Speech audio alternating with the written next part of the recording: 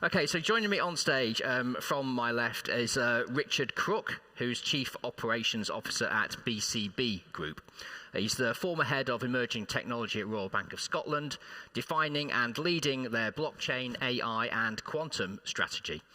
Richard is now the COO, as I said, of BCB Group, and brings with him more than 20 years of experience leading teams to deliver maximum business benefits through technology for the largest financial services, institutions and fintechs. Next to him is Katryna Hanush, Director of Business Development and Partnerships at Wintermute. Katryna is a leading global market maker specializing in OTC execution services and DeFi partnerships. And also joining us is Stephen Roche, President and Co-founder at Saphyre. Stephen's got more than 20 years of business development and consulting experience in the IT solution space, working with Fortune 1000 companies and startups, while co-founding Saphyre and managing strategic relationships with the largest financial institutions in the world, many of which you'll see across the river there. Stephen has leveraged his B2B deal-making experience to build the marketing arm of the upstart FinTech firm. So please welcome your panel for our debate. Thank you. Okay, well, we should start off, I suppose, and I'll turn to Richard first. What's it actually mean for a currency to be decentralized? So first of all, I'll apologize if my voice goes. I'm just dealing with a sore throat. It's a really good question. Fundamentally, the way we've built a lot of these decentralized currencies or private currencies is through the open source or the use of open source software. And for most people, they haven't really spotted that the people that write the software are not the same people that operate it. And actually, something like Bitcoin was written by a collection of individuals, but they're not the ones who are operating that. And it's really important to separate those two aspects of it, because you're now seeing that all the way through the DeFi space. The people that write the DEXs, the MMs, are not the people that are operating it. And the reason for that is because if you're operating any of these types of currencies, exchanges, financial services, you will come under the jurisdiction of a regulator. And there's what we tend to call a throat to choke. And the regulator is endlessly looking for a throat to choke. And one of the reasons that Bitcoin is so successful is there isn't a central actor that they can go after. So you've recently seen things like Tornado Cash, which is a service, be taken down because they were able to identify and take down the individuals that were operating it. So really the crux of a decentralized currency is that there is no centralized actor that our current legal system can go after, and that's why you're seeing the flourishing of those that write the currencies are not the people that they can be chased or chased after. It's the people that are operating it, and actually that's a very decentralized capability. Thank you. And Stephen, what's your take on that as well? What's it mean to be decentralized? It means no longer any central control, right? That threatens a lot of people because the people determine the value of that currency and not one central benevolent government, right? So I think that's very powerful, and that's why Bitcoin was very successful. The rise of Bitcoin started around the last financial crisis, and there's a reason why that took off around that time. There's a lot of uncertainty in what, Federal Reserve and other central institutions are doing with policy, kind of happening today as well with the rise of inflation. There's a little bit of wondering if they know what they're doing or why they're doing what they're doing. So I just see in the long term that decentralized is a nice check to what's going on. And I think that central banks will point to safety concerns, but there's always safety concerns. And sometimes the market fixes itself. It doesn't need to be interfered with. And so I think decentralized is a future coming of currencies, and we'll see how it evolves with everything else. Okay, now I'm going to ask this for all of the panel, but the topic of this conversation is, what are the biggest benefits and also the biggest challenges. So, Katryna, what are the biggest benefits in your view of decentralized finance? And then we'll talk about the benefits first, and then we'll discuss the challenges. Yeah. From just to do a little step back, kind of going back to the decentralized currency, we look at it 14 years ago, the white paper on Bitcoin was published, and it was defined as peer-to-peer digital electronic cash, right? And the idea was, I used to work for banks for 15 years in traditional system, that we can take away our, the government, we can take away their, central bank policies, and we can create our own, essentially, cash, our computational network. So decentralized finance, I started working for Wintermute beginning of the year. We are one of the largest market makers in the world. We churn over 5-6 billion per day, and we're one of the most active participants in DeFi. Sorry. Which means, but it's still a very, very small proportion of what we do. So if we do 5 to 6 billion per day, the DeFi side is probably no more than 5-10% on a daily basis. So it's still a very, very new space. If you look at the Fidelity Digital Assets reviews that was conducted recently, the survey says that the volatility, the lack of transparency, lack of even data for the fundamental research is not there yet for investors to come in. Everyone is talking about institutions coming, but are they really? We have 500 counterparties that are trading with us, and most of them are crypto natives like ourselves. We've been in there, in this field for 5 years. All our backgrounds are stratified, banks and HFTs. So for us, the advantages are huge and massive. It's kind of, some of them are philosophical because our CEO says we are very strategically placed to grow DeFi. We are integrated with 60 DEXs, with about 30 centralized exchanges, but it's still, we do, as I mentioned, 5-10% there. So the benefits depends on participants in this space, right? If you look at the retail users, it's economical freedom, right? It's a part of the world where I come from. My family has seen, complete collapse of economic system. All saving is completely being demolished. So it gives their economical freedom to underbanked, to those to unbanked, to all the shadow economies that is happening in emerging market currencies, which is 50%. For investors, main benefits are, upside. It's always upside because there's more volatility, there's more opportunities. There are, additional, technological play. It's also believing in decentralization. It's also, looking at an emerging space because, again, if you look at this market cap, it's around 1 trillion, right? I used to work on the precious metals desk, and even, precious metals desk, precious metals market cap is 11 trillion, right? So it's tiny percentage. You look at BlackRock AUM, it's 8 trillion. Again, it's only 1 trillion. It was 3 trillion last year, but the space is only in the very beginning. So there's a lot of upside. DeFi space. If you look at Ethereum, 200 billion market cap. DeFi protocols are built on top of Ethereum, and 95% of them on top of Ethereum or EVM compatible. Again, it's only 50 billion. So a lot, big, massive upside. The risks, again, the risks that are being outlined is volatility, lack of liquidity. So again, we do 50% more volumes than any biggest market maker in DeFi space, but still it's very, very small. There's cost associated with that because, again, there's slippage, there's, gas fees depending on which blockchain you execute it with. There's also security, the hacks, the possible incidents that can happen. The funny thing is that the contract always delivers, right? It's the way also the contract is constructed. The way, when you look at Terra, for instance, Terra Luna collapse, the contract worked flawlessly. The problem there was the speed bumps and the deflationary mechanism, so the economical construct wasn't built very well. So yeah, there are risks and there is potential upside that comes with those risks. I think from a retail perspective, what we are seeing is a lot of misleading marketing, massive APYs, 100%, 200%, right, annual percentage yield. And I think a lot of that is lacking kind of that retail consumer protection to say, hey, you can lose all your money, right? That's important part. But the upside, again, for retail participants is huge because you can stake, you can, lend, you can generate APYs. We participate very actively in DeFi space in lending. So, we borrow from the DeFi lending pools, and a lot of Wintermute employees are actually lending to Wintermute, which is amazing. Would never happen in traditional finance. I could never, lend to, State Street or UBS or Credit Suisse where I worked before. So I think the ease of access and, participation and being truly decentralized peer-to-peer, those are the main, major concepts that are revolutionizing the space.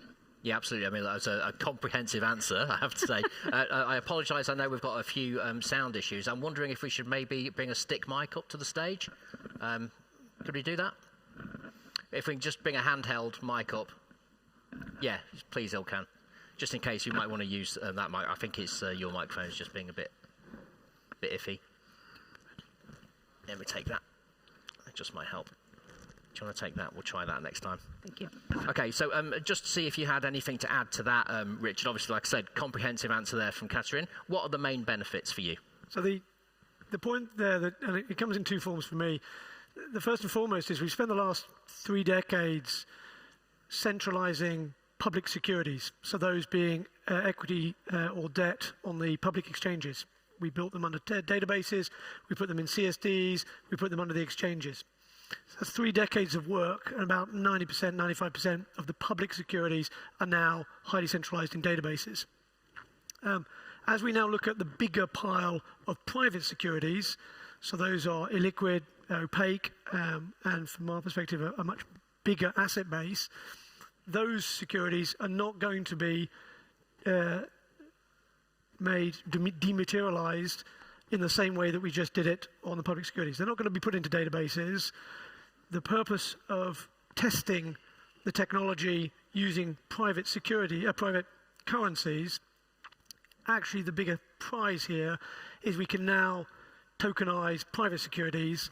And what Katryna's speaking of is those securities are starting to be tested, be them debt, the Wintermute employees lending, or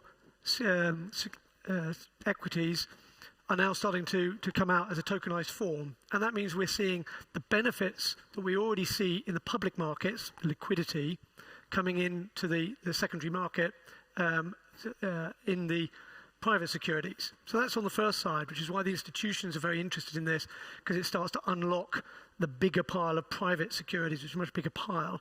The second one is most of you will have gone to a website where it first of all asks you, even before you get to the landing page, are you a private investor, are you a professional investor, or are you an institutional investor?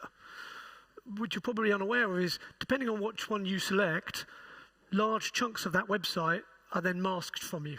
So if you say that you are, and honestly are, a private investor, large chunks or large swathes of the financial industry is hidden from you.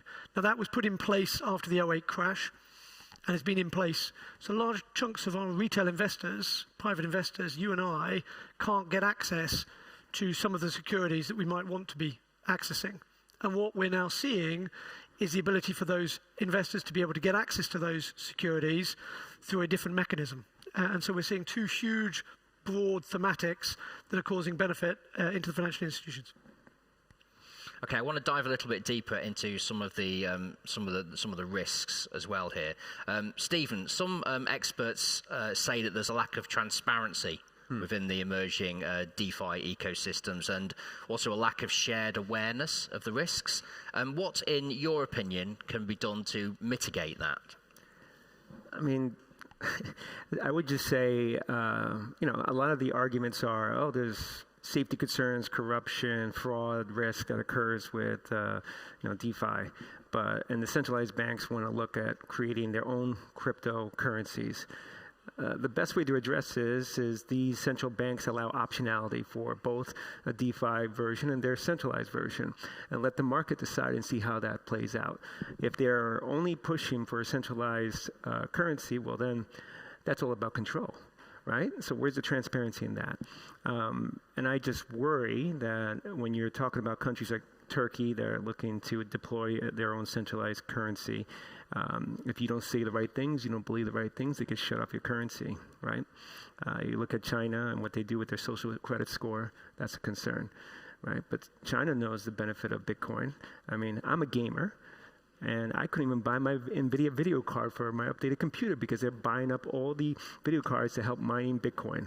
And they have server farms going all over the place over there because they see that as a hedge for themselves. They also want to get involved with it. So really, I think the transparency question should be allow optionality in the market space. Okay, thank you. Now, are there any questions from the panel at this stage? I am going to come back to you guys as well. If you have any questions at any stage, please just put your hand up. Actually, yeah, we don't have a microphone to get to you now, do we? That's interesting. You talked about this briefly as well, Katryna. I'm going to come back to you on here. What's the attraction for people investing in decentralized currencies, and why would they choose to do so over more established and regulated investment options? And I was also reading something this morning saying how, believe this if you will, that a lot of people are maybe turning to decentralized currencies as an alternative to gold. There are various reasons why gold, which is always like a safe haven investment, or is portrayed as that decentralized currencies might be a more attractive option moving forward. So what do you think about that? Why is it an attractive option for people right now? Yeah, try the stick, Mike. Try this one.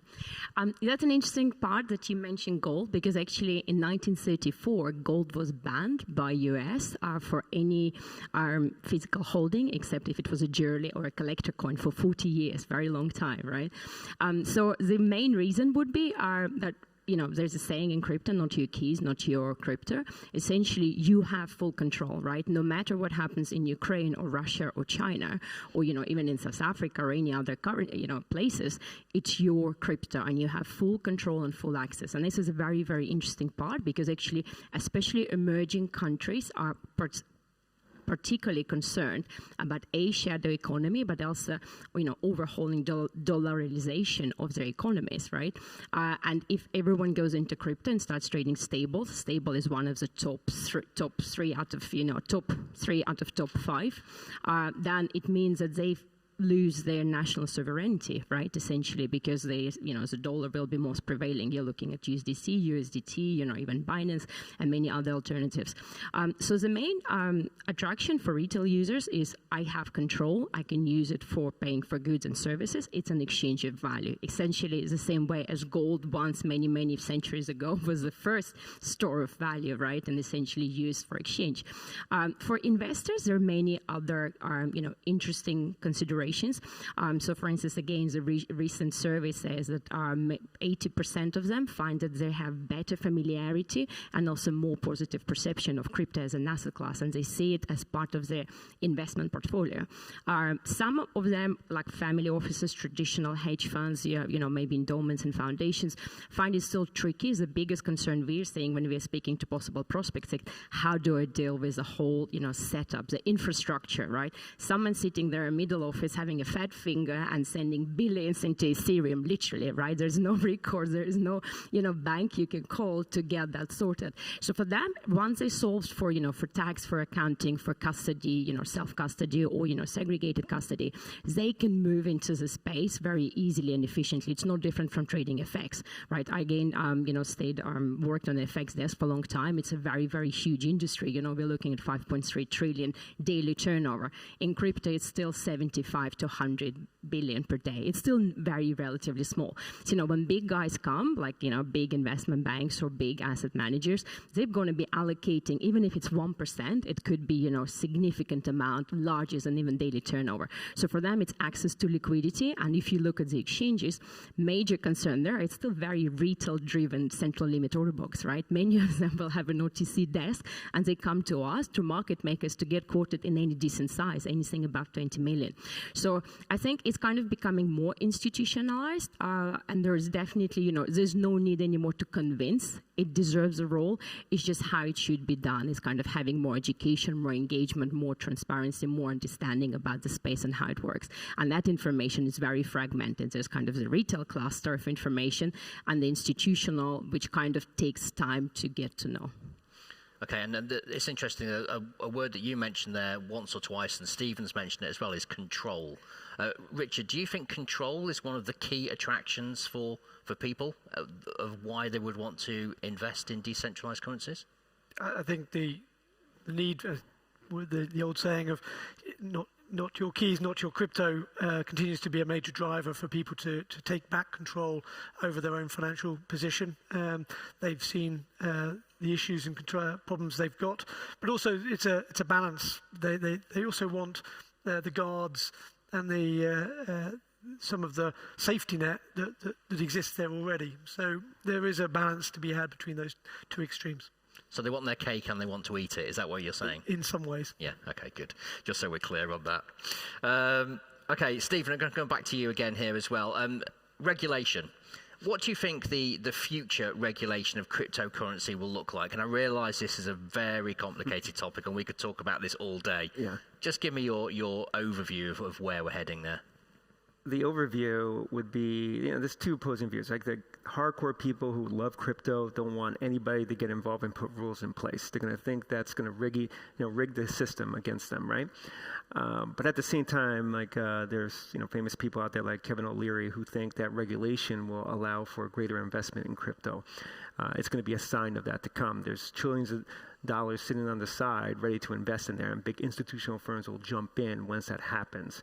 You can look at that both ways. That's great if you want to follow that money and ride that wave. That's a good sign. And so for a gentleman like Kevin O'Leary, that's how he sees it. But at the same time, regulators, they get measured by sticks, right? How much, what's the punishment, how they're whacking you, okay? And they're not measured on how they contradict with those sticks, right? They set one rule a year ago, and then that rule gets contradicted 2 years later by something else, right? And then when you tell them, hey, you need to take away the other rule, no, I'm measured by how many I create, right? And so that becomes a problem in that space. So it can cause in the short term an issue for cryptocurrencies to be adopted or invested in, but I think at the same time, when we see how irresponsible fiscal policies are going on today with inflation, that in the long term, crypto may be the safer investment anyhow.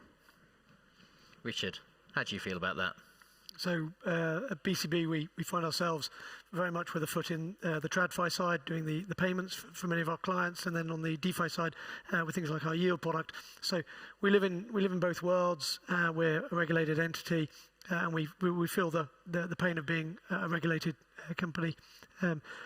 We tend to see a convergence. The idea that there'll be two rule books doesn't make a lot of sense.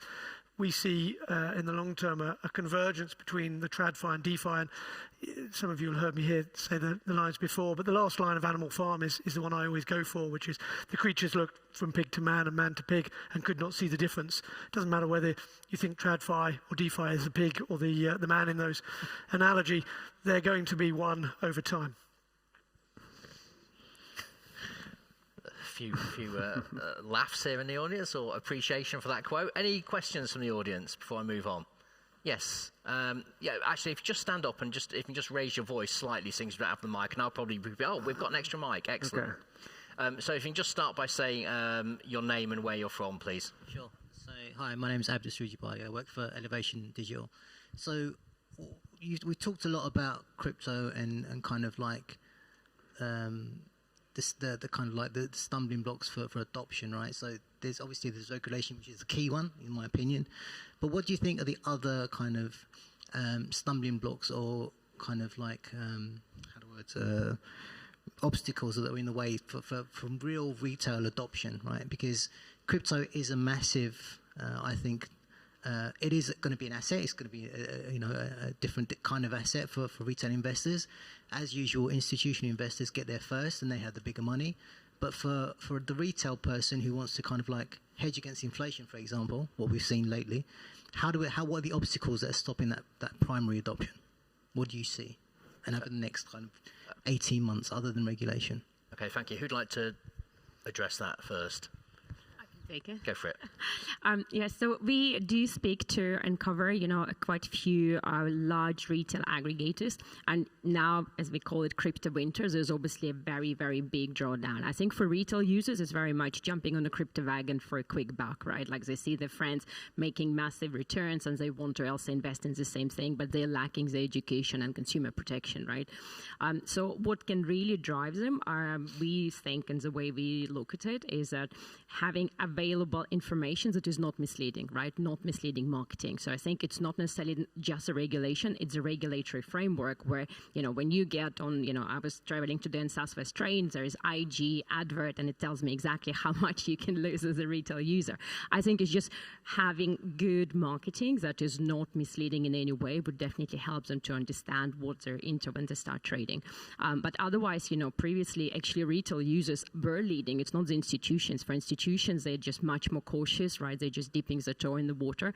We a registered entity in the UK, just because in UK, crypto is not regulated asset class, right? So because the best seal of approval you can get is a compliance with AML and CTF perspective, right? So again, by doing our, all extensive KYC checks on chain and off chain and having that availability of, continuous KYT, which is called Know Your Transaction, where you know you're not participating in fraudulent schemes, you're not doing something that is, can come to haunt you back, where, it's actually giving you a lot of transparency, we think, blockchain. There's elliptics, there's chain analysis, there's some very good third-party verification providers who can also give you peace of mind that you're doing the right thing as a user. You're not interacting with, some sort of dodgy bridge that was used 5 years ago. So a lot of it is just transparency, good marketing, as well as regulation, which we welcome definitely into the space.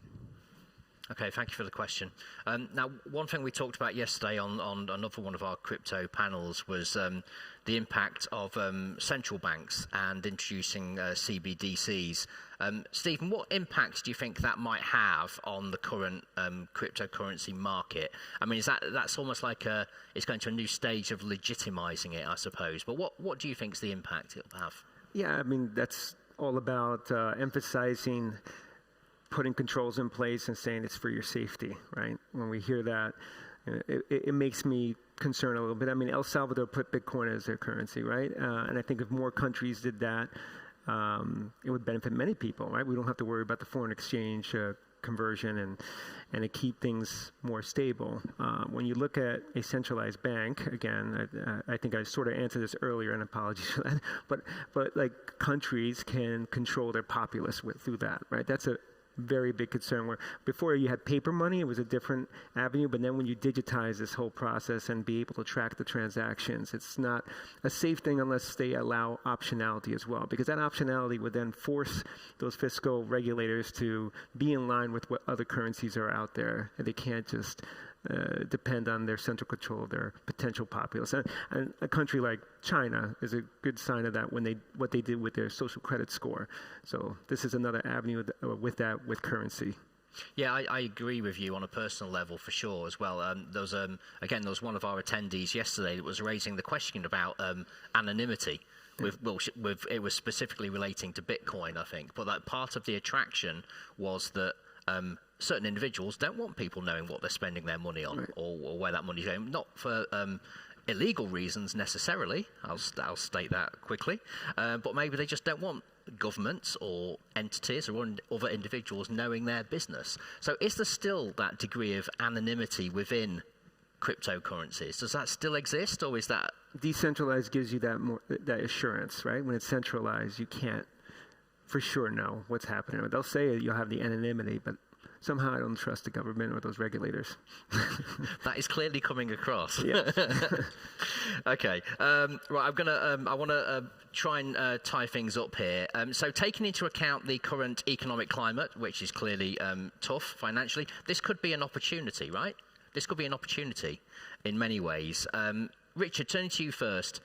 Where do you see the near future of crypto going? Bearing in mind the current climate and the economic landscape, where do you think we're going to be in the next sort of 12 to 18 months? So I think it's well worth recognising the same question coming from the floor, which is what are the challenges that are facing it. The most immediate one is making sure that crypto remains on the right side of the law in terms of the AML and CTF. We saw that with the breakout of the Ukraine-Russia war, making sure that the AML and CTF regulations were enforced not just on TradFi but also on the DeFi space. I think you'll see that as a cycle, making sure that all of the actors inside the DeFi space are coming up to the regulated requirements. Beyond that, I think it's really important to see crypto as not just another asset class. If you look at the front page of the FT, each of the asset classes of today's prices are there, and actually now crypto is listed as one of the asset classes on the front page.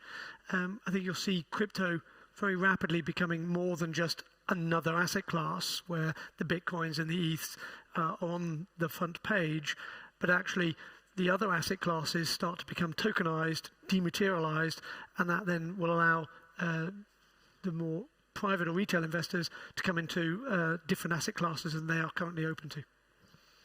Katryna, is that the way you see it going as well? The near future?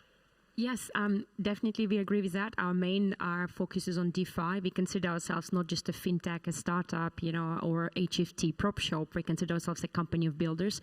And every day we speak to so many amazing, talented builders in this space. It's still in a very nascent, stage, and we believe that there's so much further to go. So actually welcoming institutions too early or regulatory framework too early might stop that innovation. So, I agree almost with Vitalik Buterin's recent tweet post saying maybe we don't need to rush. We just need to go and test and do it again and again and prove the concept before it can be ready for massive adoption institutionally and from retail users. And Stephen, final thoughts from you? The near future for crypto? Well, I'll say in short, ditto to what they said. But yeah, I'm positive that it'll rebound, and in the long term, the investment is definitely going to be worth it there. I mean, countries like China that are just mining Bitcoin, they're not doing it just for nothing, okay? They're doing it because they want a large portion of the finite amount of Bitcoin that's out there. And that's just a sign of the confidence they have in the cryptocurrencies that we all should have for ourselves. Okay, thank you. Quick raise of hands. I did this yesterday as well. How many people in the audience have invested in crypto? Oh. Wow, I feel like such a fool because lot. I haven't. It's a lot. That is a lot, isn't it? Right? It's a lot higher than last year, and it's a lot higher than the year before. Well, obviously, we have a very financially savvy audience here, so I wish you well in all of your investments. I really do. But for now, thank you, and please join me in thanking our panel, Richard, Katryna, and Stephen. Thank you.